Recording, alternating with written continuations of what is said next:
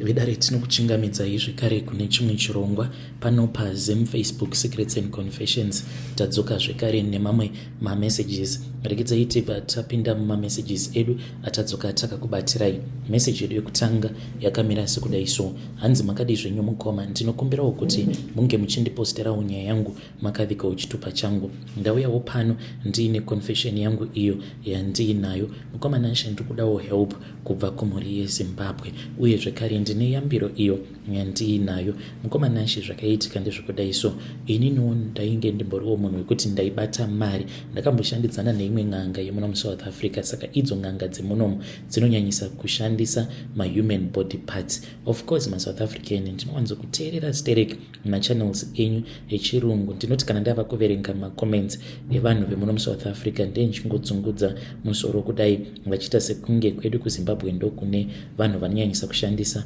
mishonga stereki. Vemuno muSouth Africa mukoma vanoshandisa mishonga yavo chinyararire. Vazhinji vacho havo havazochekeresi hama dzavo sezvatinoita isusu vekuZimbabwe. Saka kana ukaramba uchikuchekeresa vatorwa, zvinopedzisira zvava kuita sekunge mari dzako dzinenge dzitori mari dziri legit. Plus ivo vemuno muSouth Africa vane ungwaru hwekuti munhu anoti kana akaromba sanhasi, sezvo anenge ava nemari, anobva aenda obva azonobraiba maofficials then obva azowana tenda. Saka zvinenge zvazongosangana kuti imari dzekurombwa nemari dzinenge dziri genuine, so anokwanisa kutosiyana nazvo izvozvo zvekuutwala otongoramba achitongoita mari. Manje tasiyana nesu vekuZimbabwe, tinenge tava kutoti your bread and butter is coming from chikwambo ichocho. Zvese zvaunenge uchiita zvinenge zvichingobva ipapo. That is how we are different. Saka ini ndakadhila nayo n'anga iyi kwenguva refu zvekuti yainge yava kutondidzidzisa. And I was shocked one day. He used to tell me kuti vaiwanzo kuwana misoro yevanhu inobva nekuMozambique, vanhu vanenge vangokidnapwa votourawa mabody parts obva atorwa. Rimwe zuva akandifonera akabva anditi uya kunoku. So what was happening was that ainge aine Isuzu yake double cab iyo yavaiwanzo kushandisa kana kuri kunzi vanenge vachida kuenda kunotora maparts evanhu kunana Mozambique. Saka mufi ainge akatsamwa. Vakati vasvika nawo mabody parts aya vakabva vaburutsa mamwe macooler box, ndokubva vazosiya cooler box 1. Vakati sezvo mufiriji makazara tava kurisiya riri mumotikari, then mangwana tobva tachizoritora. Mangwana acho makuseni vakamuka ndokuzama kuvhura madhoo emotikari ose kuramba kuvhurika. Imi zvinhu zvemishonga, so vakatombozama kuti vange vachiita zvokutoputsa mahwindo, asi motikari yose vakaikonewa. Ndokubva achizondifonera paya akabva ati uya kuno iwewe. Ndakabva ndachizoenda kuya mukoma, ndokubva azondigeza nemishonga yake kuti ndisazodigeza nemishonga yake kuti ndisazotevererwa nemamhepo. Mukoma Nashe, ndakangoti ndichingonopiwa maki kunodai twi motikari ndokubva yato unlocka paya dhoo rekumashure uko kwainge kuine that cooler box rakavhurika roga. Ndokubva ndatonzi ndike ndichitora cooler box iroro. Ndakaritora because ndainge ndisingazivi kuti mainge muine muchicooler box. Zvikabva zvanzi chifamba unge uchienda muimba yematare. Ndakafamba ndichienda kuya akanditi usabwaira. Mukoma ndakangoramba ndakavhura ziso kudai, ndokubva ndachizonopinda mumatare. Zvikabva zvanzi chigadzikako pasi, unokwanisa kutanga kubwaira zvekare chigara pasi. Ndokubva ndagara pasi. Sekuru vaya vakangopinda mukoma, ndokubva vachizopiwa rimwe zidishi. Vakatora zidishi reria vakamwaya mishonga mudishi, vakamwaya cooler box vakazvimwaya, ndokubva vachizoburitsa musoro wemunhu. Mukoma Nashe ainge ari munhukadzi. Zvinhu zvokuti zvakandivhiringidza pfungwa. Ndakavhunduka like I had never done in my entire life. Vakabva vanditi worry not, I'm going to give you money. Ndakabva ndapiwa mari yainge ichikwana iyo kuita 22,000 rands. Ndo mari yandakapiwa navo sekuru ivavo. So Mukoma Nashe ndakashandidzana nadzo n'anga idzi dzemuSouth Africa for a very long time, but dambudziko riri pandiri nderekuti ndiri kutevererwa nemweya wejambwa nemunyama, sezvo ndainge ndiri connected kune vamwe vanhu vaipota vachiuya vachizorombesewa navo sekuru ava maSouth African. Mamwe andaitoita ekutotsvaka vandinenge ndichiziva vanhu vanenge vachindibvunza kuti koiwe hauna here n'anga inokwanisa kundirombesa. Saka vamwe vaizoti kana vabata matenda paya vozondirangarira. Ndakazowanawo rimwe tenda rangu muno mumakare muJoburg, ndokubva ndachitotanga kutoshanda paya. Ndikabva ndatotanga kutoita mari mamillions nemamillions, asi dambudziko ndiroro Mukoma Nashe. ndiri kudawo kugezwa mweya uyu wejambwa nemunyama. Sekuru vaya ndakaenda kwavari vakabva vandirambira vakandinakurira nyoka mhenyu vakanditi iwe kana ukaramba uchiuya panapa I'm going to call the police. Vainge vachiti vanoda kundisungisa so that ndinge ndichinzi inini basa rangu ndiri kutoraya vanhu ndichitotora mabody parts avo, in which if that thing happens then it means kuti I'll be staying in jail for life. Saka ndangoyawo panapa in secret. I know kuti kunzoko kune vamwe vanhu vanokwanisa kundibatsira vane mwoyo wakanaka. Pari zvino hangu ava vanoita zvekunamata zviri nani kutaura chokwadi mukomanashe, ndakambozvizama zvekunamata asi dambudziko riripo ndinoita sekunge ndava kuda kutofa. Ndakamboenda kune imwe chechi yePentecostal, ndakati ndasvika kuya ndokubva vachizotanga kuita zvavanoita kunamata vachichema vachiridza mhere vachifamba up and down vanhu vachinamata. Komanashe ndakangonzwa kuti muchechi imomo makangoita rimwe zihit kuita sekunge ndainge ndaiswa muoven. Ndakabva ndatanga kudikitira. Ndainge ndakapfeka sutu yangu asi ndakatonzwa kutoti vhesi yandainge ndakapfeka pazasi pesheti yainge yatonyorova. Ndobva ndati pano ndava kuda kumbobuda panze asi mukova ndakaushayiwa.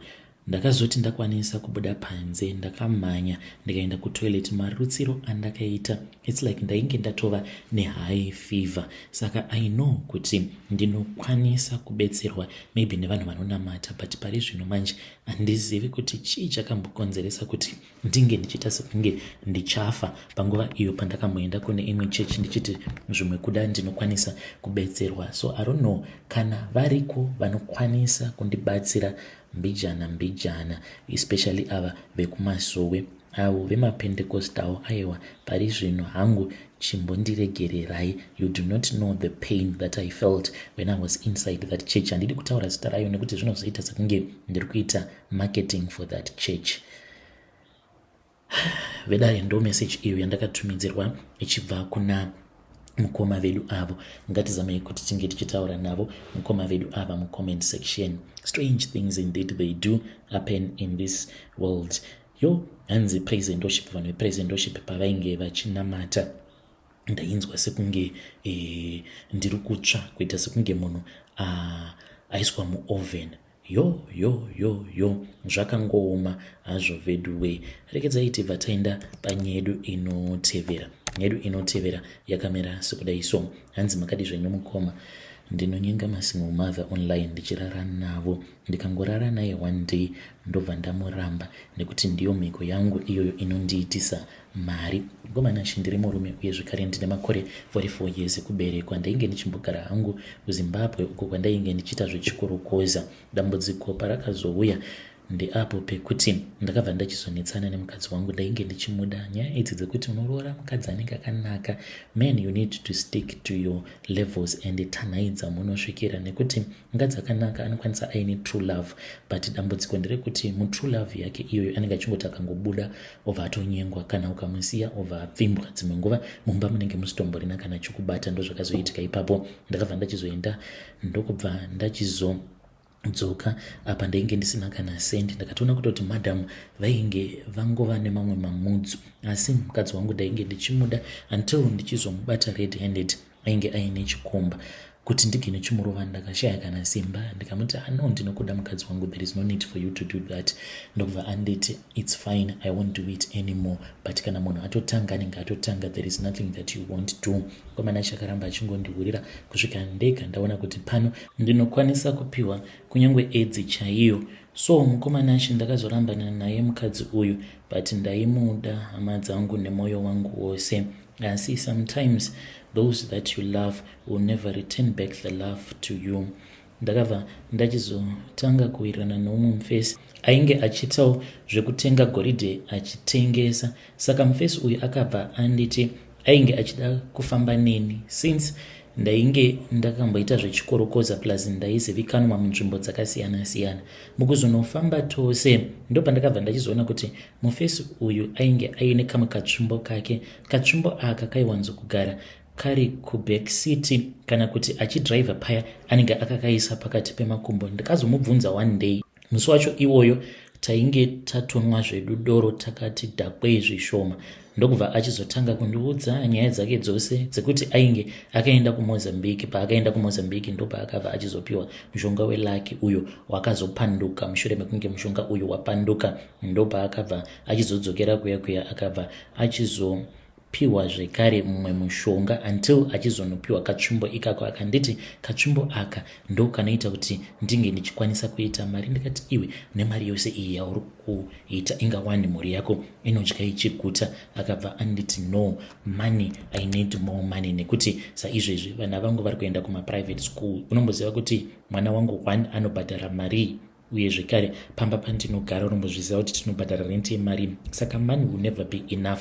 Akati iye when you are poor you think kuti kana ukangowanawo zvimari zvinenge zviri nani unobva waita ball, but once wadarika level iroro unenge wava kutomhanyidzana nethe next level. Ndo kuzorombesewawo kwandakaita. Mukomana shi ndakaromba asi nenzira dzakandirwadza. Ndakanzi ndaifanira kuti ndige ndichitsvaka munhu wandinodanana naye ari single mother. Saka panguva icho iyoyo mukoma ndakambozama ndichazamazve until ndazonyengawo umwe mukadzi wemunhu uyo wandakazobata chibharo. Nanhasi hatozvizivi kuti ndini ndakamubata chibharo. So ndakazodzokera kudare kwasekuru vayo ndikavaudza kuti ndainge ndambozama kupfimba masingle mother but all of them vainge vachiramba maproposals angu. Asi paiva nomumwe mukadzi wandainge ndapfimba wandakangosanganawo naye online akandibvuma, vakabva vanditi it is fine. Ndakazoenda nevakomana vavo ndikanorakidza vakomana vavo pamba painge pachigara mukadzi uya. Mukadzi uyo vakazomukidnepa huri kusiku. Ainge abuda aenda kunotengera mwana wake mapamba. Atobva mukundifonera asingatozivi kutoti ndainge nditori mune imwe motikari. So umwe wacho akabva azoburuka motikari mvesi wandainge ndinaye, akabva atanga kutaura naye mukadzi uyu kwava kutomudzipa ndokubva amukandira mubhuti remotikari. Takadhiraivha hatina kana kumboenda kure, ndakangoti maybe around about 4 to 5 kilometers ndokubva tazomisa motikari ndokubva tachizomutora mukadzi uyu tikaenda naye musango. Ndokubva vazomuradzika pasi vakamubata maoko nemakumbo ndikanzi ndinge ndichirara naye.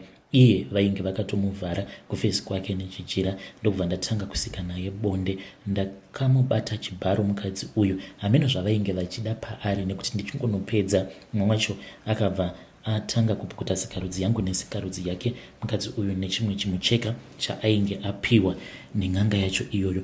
Ndo patikabva tachizodzokera naye mukadzi uyu tikangonomusiya muroad. Ndikangoti maybe round about 1.5 kilometer from her home, then we sped off. Tikabva tazoenda kumba kwasekuru vaive tikabva tazonosiya chimucheka chiya. Saka vakabva vanditi mhiko dzako dzichava mhiko dzekuti upenyu hwako hwose uchange uchizongofamba uchingotageta masingle mother chete uchingorara navo. Asi kana ukangorara nemunhukadzi ka1 sezvawaita pane uyu kuti uri kutoverengwa semunhu angorara naye ka1, handiti wamubata chibharo iye hatozvizivi, but hauchafaniri kuti urambe uchirara naye.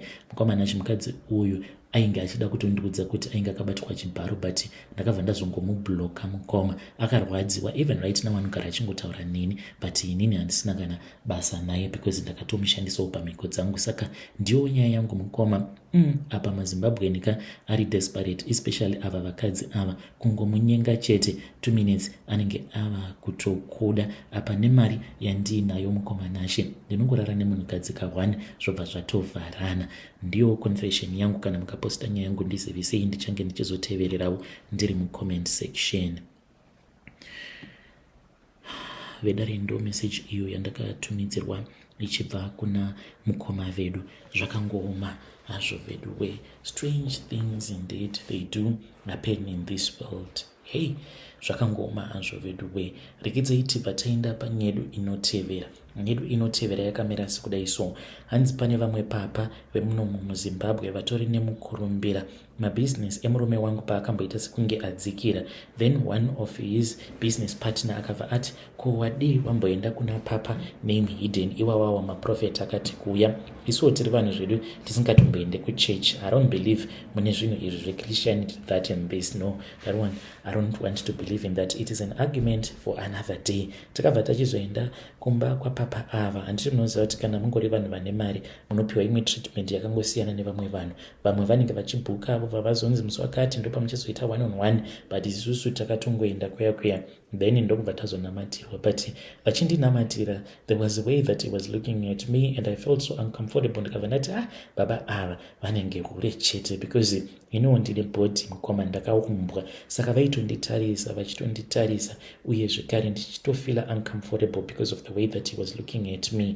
So vakabva vachizongonyemwerera ipapo pavainamata. Murume wangu akatsinzinya zvekare nevamwe vainge varimo. Ndakabva ndatarisa kuside but I was feeling ashamed. Mungoziva munhu anenge achinzi munhu mukuru anozivikanwa nenyika yose, you just feel so small in front of that person. I then smiled back at him. Vakatoti zvimwe kuda nditoriwo kahure zvangu izvo kwani, I'm not even that type of a woman. Zvadaro mukomanashi vakabva vachizoudza mumwe murume wemuchechi mavo hameno kuti iye basa rake nderei, but I think anongoshandisiwa kana vaine mukadzi wavanenge vachida. Ndakabva ndachizongoona munhu auya kwandiri akabva anditi you know what, hanzi napapa vari kuda kukupa mafuta anointing oil. Kana piwa mafuta iwawo haufaniri kuti unge uchizorara nemurume wako kwemazuva anokwana kuita 3, uye zvekare vati unofanira kuzotaura newe, ndipe mafone numbers ako. Ndakabva ndamupa mafone numbers. Anointing oil yandakazopiwa mukomanashi napapa ava ndakangoishandisa 1 day. Ndainge ndava kuvarota manje, ndiri munhu anorota too bad. Ndakatovarota vachiuya kwandiri vakabata mafuta aya vakabva vanditi mafuta awa. Ndikati imi mafuta awa ndiwo mafuta futi andapiwa nemunhu wenyuka imimi, wai muri kuda kundipa mamwe mafuta? Saka vakabva vazonditi zora. Ndikati imimi tangai mazora. Vakabva varamba. Mukomanachi vakati vachingonozora mafuta ayaya vakabva vashanduka, vakabva vatoita njuzu. Zvinhu zvakandivhundutsa kuhope mukoma. Ndakamuka ndichiridza mhere. Be careful now maprophets awa, especially ava anoshandisa anointing oil mumwe achachema chete. Ndiyo secret yangu yandinayo mukomanashi. I never wanted to go further with that story because I just did not want to hurt my husband. Kana mukaposta nyaya yangu ndizivisei, ndichange ndichizotevererawo ndiri mucomment section. Vedare ndo message iyo yandakatumidzirwa ichibva kuna vanzvadzi vedu. Zvakangoma hazvo vedu we, ngatizamei kuti tinge tichitaura navo vanzvadzi vedu ava mucomment section.